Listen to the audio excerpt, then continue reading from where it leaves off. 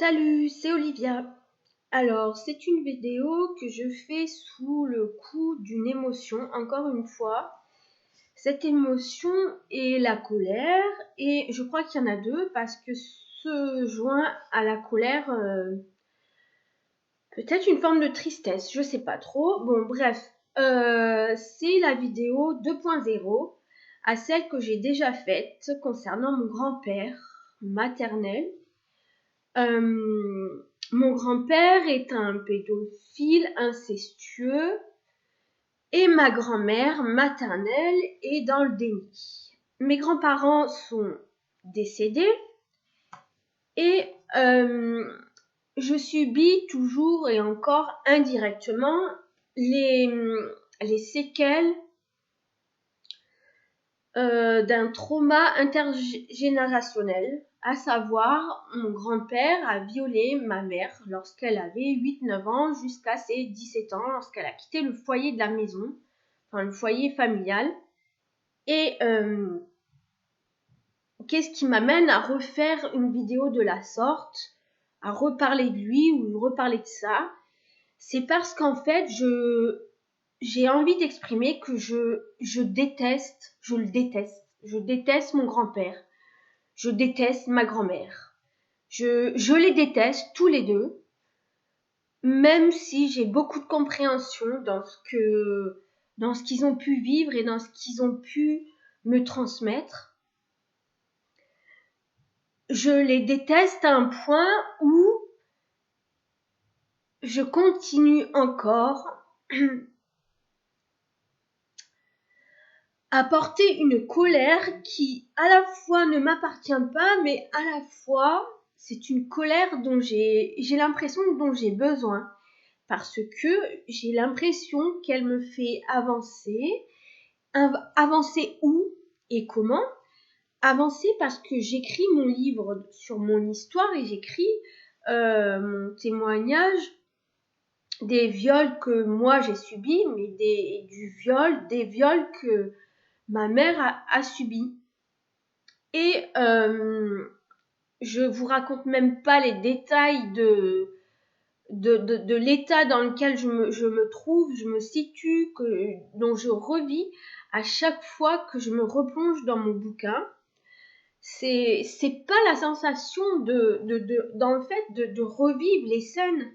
J'ai même l'impression que c'est au-delà de ça, c'est pire que ça, c'est-à-dire que je découvre des nouvelles choses, je découvre de nouvelles sensations, j'ai parfois des nouveaux souvenirs parce que je me rends compte que j'ai occulté encore plus que ce que je ne pensais. Et ça me chamboule tout le temps. Et là, je suis dans une phase où mais quel salopard, quoi! Mais je pense à lui, là, je le visualise, hein, je vois sa tête. La seule image dont je peux vraiment bien me souvenir, c'est la photo d'identité que je peux avoir sous le nez parce que je possède ces papiers d'identité. Voilà. C'est à son décès, une de mes tantes a récupéré ces papiers, apparemment parce que personne n'en voulait de toute la fratrie ou Dieu sait quoi. Puis ma mère les a récupérés, puis elle me les a transmis. Alors j'ai bien réfléchi, est-ce que Olivia tu veux prendre ces papiers et puis accepter le poids de cette identité dans ce que ta mère te transmet encore, dans son héritage, ou est-ce qu'au contraire tu lui laisses et c'est à elle de finir le chemin, sachant que bon ben j'ai aussi mon chemin à faire. En conscience j'ai accepté, parce que je voulais aussi, c'est la seule photo que j'ai de lui, pour le montrer à mes enfants et pour lui dire voilà, ça c'est votre grand-père, arrière-grand-père maternel, et ils savent aujourd'hui que ça n'a pas été un gentil homme, que ça a été un mauvais père, qu'il a fait des choses graves, criminelles, qu'il a fait des choses dont il aurait pu être jugé de son vivant et aller en prison. Bref, tout ça aussi pour exprimer ma colère sur ce qu'a fait subir ce grand-père mon grand-père à ma mère. toutes ces années d'avoir lu 2 bouquins de témoignages de petites filles, aujourd'hui adultes bien sûr, sur leurs histoires où pour l'une le beau-père et pour l'autre, c'était tellement choquant, je me rappelle plus qui. Bon, peu importe. En tout cas, le beau-père et le grand-père maternel, sous les yeux de la mère, cette jeune femme, j'en ferai de toute façon ce qu'on appelle, je crois, une review de livre. Bref. Et donc, je suis dans une colère qui fait que il a fait vivre un enfer à une petite fille, à ma mère, et ma mère m'a fait vivre un calvaire. À cause de cette putain d'histoire, quoi. Et aujourd'hui, je n'en sors pas indemne et c'est insupportable. Je n'en sors pas indemne, elle n'est pas indemne et même si elle est dans un rythme plus lent, je dirais, que moi dans son avancée, pour cause, il n'y a pas la même histoire, bien sûr, mais je veux dire, je peux aussi me lamenter sur moi et continuer à m'avachir et puis à faire comme si de rien n'était et continuer à prendre des vessies pour des lanternes. Mais non, je suis pas constituée comme ça, je ne pourrais pas être constituée comme ça, je n'ai jamais été constituée comme ça. J'ai toujours vu, su et senti qui est qui, quand l'action a besoin d'être et comment sortir, voilà, d'une situation. Alors bien sûr, vous allez me dire, en tant que victime, du coup, comment tu t'as fait pour en arriver là. Alors bien sûr, c'est bien complexe à expliquer, à exprimer en détail en 5 minutes, d'où l'écriture de mon livre. Mais voilà, toutes les semaines, 2, 3 fois par jour, par semaine, je veux dire, ou presque tous les jours, mon grand-père agressait sexuellement ma mère, quoi. C'est une petite fille. Mais c'est horrible. C'est une horreur absolue. C'est d'une cruauté infernale, insoutenable. C'est, je n'accepte pas. Je peux pas. Et là où je peux encore moins, et je crois que c'est ça qui me révolte le plus, c'est le silence de ma famille. Est-ce qu'il y a un individu dans ma famille qui suit mes vidéos, qui connaît mon cheminement sur le sujet tabou, sur cette putain de problématique? Est-ce qu'il y a quelqu'un? Je sais qu'il y a un de mes cousins qui m'a fait un jour part de ses ressentis et qui a suivi tout ce que j'avais pu pondre à ce moment-là. Et c'est, je crois, la seule personne, d'une manière authentique, vraie, bienveillante et à l'écoute, qui a su mettre les mots qu'il a pu mettre sur le sujet, sur notre famille, puisque c'est mon cousin, et qui a exprimé dans sa pudeur, voilà ce que lui aussi un petit peu a pu ressentir, voilà, sans aller dans les détails. Mais à part ça, je sais que dans mon entourage proche, voilà, on sait que j'ai une chaîne YouTube, on sait que je fais des vidéos, peut-être de guidance, peut-être de mon activité professionnelle, etc. On sait que je parle du viol dans ma famille, on le sait. Une de mes tantes a proscrit, le fait de devoir me parler à ses filles, parce qu'elle a 3 filles, et parce que, ben voilà, sous prétexte, je suis dans une secte, où j'ai peut-être été avec un gourou, Dieu sait quoi, enfin voilà, bref. Et que surtout, il fallait pas parler de ce sujet à ses filles, etc. Et que c'est à elle d'en parler. J'entends ça. Mais c'est pareil, au questionnement, mais est-ce que c'est à moi d'en parler et d'en partager, de partager le nœud qui noue cette famille? Est-ce que où je dois me taire et vivre mon cheminement et puis le garder pour moi? En fait, j'ai le choix. j'ai le choix, ça impacte ma vie. Et puis moi, je suis dans une dynamique qui a besoin d'être dans l'ouverture et la parole, la libération de la parole, mais surtout dans la liberté. Tout ce qui atteint la liberté, quelle qu'elle soit, la liberté d'expression, de corps, la liberté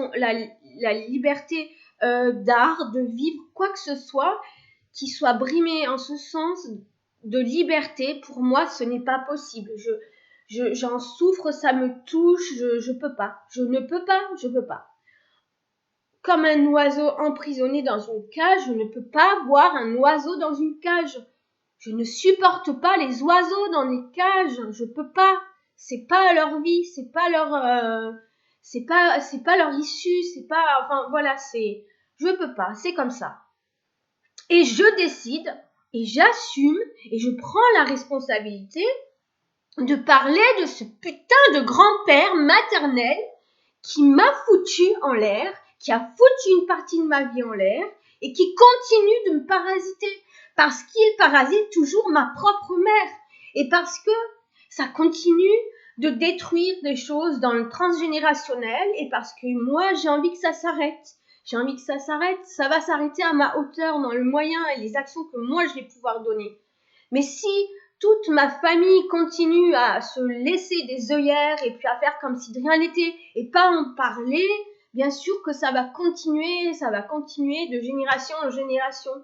Et après, on s'étonne que dans la société, dans le monde, on a affaire à des criminels, à des pédocriminels, à des pères pédocriminels. Et après, on s'étonne que des réseaux, alors je vais très loin parce que ça va jusqu'à peut-être dans le politiquement correct ou incorrect, je sais pas trop, mais en tout cas, on s'étonnera que, mon Dieu, des enfants se font abuser, agresser sexuellement dans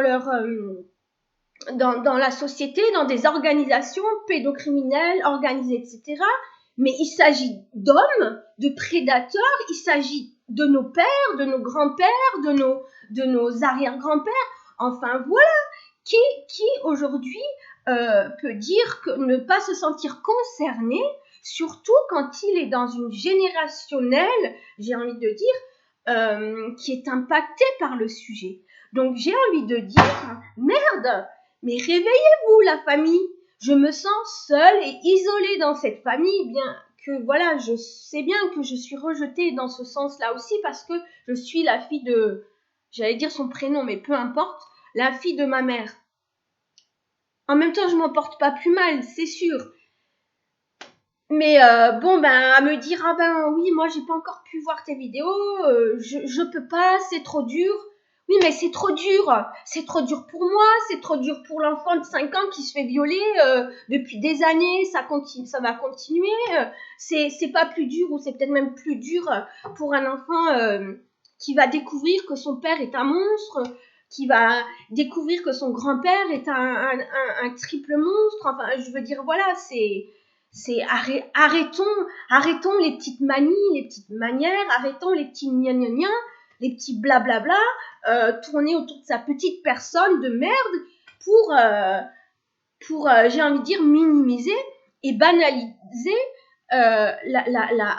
le vrai malheur, en fait, la cruauté, ce qui est criminel, ce qui est réellement de l'ordre de la souffrance, de l'endurance de la souffrance. Alors oui, les histoires de chacun ne regardent que chacun, mais commençons alors par ce chacun, c'est ce que je suis en train de dire et c'est ce que j'ai envie de faire. Et moi, dans mon livre, oui, c'est une belle phrase que j'ai entendue il y a quelques jours, je vais dire au monde, même si c'est une goutte dans l'océan, parce que combien de livres témoignages sont édités, écrits, marqués, pour crier au monde la douleur, la souffrance qui continue d'exister dans ce monde de pédocriminels, de pédocriminalité cautionnée, à yeux grands ouverts, c'est à oreilles grandes ouvertes, mais c'est horrible, je n'ai pas de mots, je n'ai pas de mots, tellement ça me révolte. Et quand je vois qu'à mon propre seuil de porte, justement des personnes franchissent la porte, et puis dans leur petite vie bien tranquille avec leur souffrance et leur douleur, ok, mais qui voilà, ben on a vécu ça, puis on fait comme si de rien n'était, mais non, on ne fait pas comme si de rien n'était, c'est ancré en nous, c'est dans nos gènes, c'est transmis dans notre héritage, tout ce qu'on vit, tout ce qu'on bloque, tout ce qu'on avance, tout ce qu'on réalise ou non. Donc vraiment, c'est je sais pas si je jette un coup d'épée dans l'eau là, mais en tout cas, faire cette vidéo, ça me fait beaucoup de bien. Ça m'aide à m'exprimer parce que je sais pas qui l'exprimer, comment l'exprimer. Enfin, bien sûr, moi je me cache pas de suivre une thérapie depuis quelque temps, enfin depuis toujours. J'ai vu des psys en quelque sorte, mais parfois j'arrête, parfois je reprends, enfin voilà. Mais ça, peu importe, c'est mon problème. Je veux dire, c'est mon choix de choisir, de prendre les outils qui sont à ma portée et qui vont m'aider dans ce que je vis. Mais ce qui me met vraiment profondément en colère, c'est encore que mon grand-père ne soit pas dénoncé officieusement, puisque officiellement ce n'est plus possible, il est mort. Dieu sait où il se mouve, Dieu sait ce qu'il fait, Dieu sait ce qu'il doit vivre, Dieu sait où il est. Enfin, je veux pas le savoir, de toute façon, j'ai même pas d'espoir ou enfin de quoi que ce soit, bien que parfois en colère et en compréhension, en vouloir lui dire, aide ma mère maintenant, aide ma mère, ou en tout cas tous les enfants que tu as parasités et pollués. Je sais même pas envie de lui demander de l'aide, c'est vraiment nauséabond, enfin je sais pas. Et quant à ma grand-mère, qui voilà encore une mère qui a fermé les yeux, qui a mis des œillères et puis qui a su, qui a vu et puis enfin j'étais pas là pour le voir mais je le ressens bien. Et au travers de ma propre mère, je vois bien qu'elle porte encore des œillères et qu'elle de temps en temps, elle a envie de me faire, enfin elle me fait passer des vessies pour des lanternes. J'adore cette image parce que en termes de vessie c'est bien le contenant des déchets et puis me faire passer la vessie pour une lanterne, amener de la lumière dans la crasse quoi. Enfin non, je veux dire voilà, stop, c'est toutes ces mères qui cautionnent, toutes ces mères qui sont elles aussi victimes, ok, mais à un moment donné stop, soyons face à nos responsabilités, nos prises de risque, nos prises de risque, voilà en fait, je prends un risque de m'exprimer comme ça, et puis après quoi, je vais éteindre ma vidéo, je vais la télécharger, je vais l'envoyer, qui la regarde, qui ne veut pas la regarder, ne la regarde pas, et après quoi, ma vie continue, ouais les gars, ma vie continue. Allez, bye, merci d'avoir suivi ma vidéo.